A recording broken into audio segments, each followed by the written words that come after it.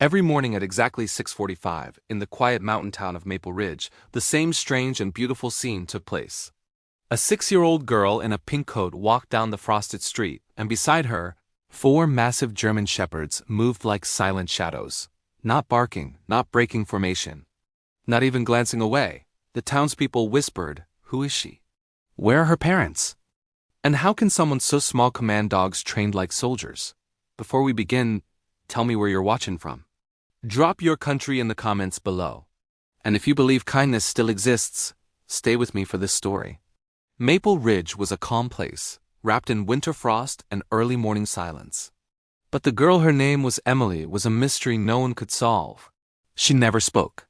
She never smiled, and the dogs, they weren't ordinary pets. Their eyes scanned the streets the way trained K9 units do. One man noticed this more than anyone else.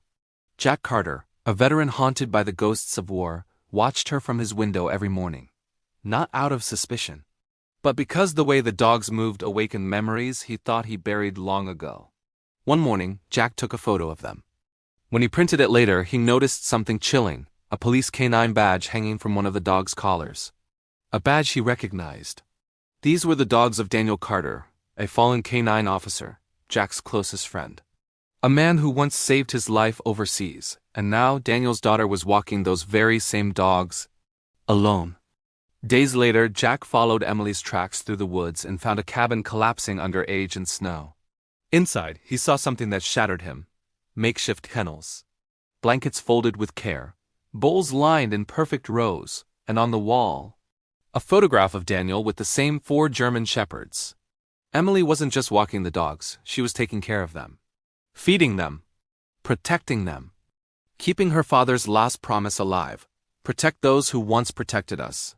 Soon, the town's rumors reached the wrong ears. One icy morning, an animal control van arrived at the cabin. Emily stood in the doorway, the 4 dogs forming a shield around her. "Please don't take them," she whispered. "They're all I have left." Her voice broke something inside Jack. He stepped from the trees like a soldier returning to duty. "She's not alone," he said. "These dogs belong to Officer Daniel Carter K9 Division. They are retired service animals. And she is his daughter." He handed them the photograph. The truth softened every face, and the officers walked away. But that night, a brutal winter storm struck the valley. Jack heard the wind howl and felt something tighten in his chest. A soldier's intuition. He rushed through the forest, snow blinding his eyes. When he reached the cabin, the door was cracked open and the dogs whimpered inside. Emily lay on the floor, barely conscious, lips pale from the cold. Jack wrapped her in his coat and lifted her into his arms. The dogs gathered around him in formation, just like they had once done for Daniel.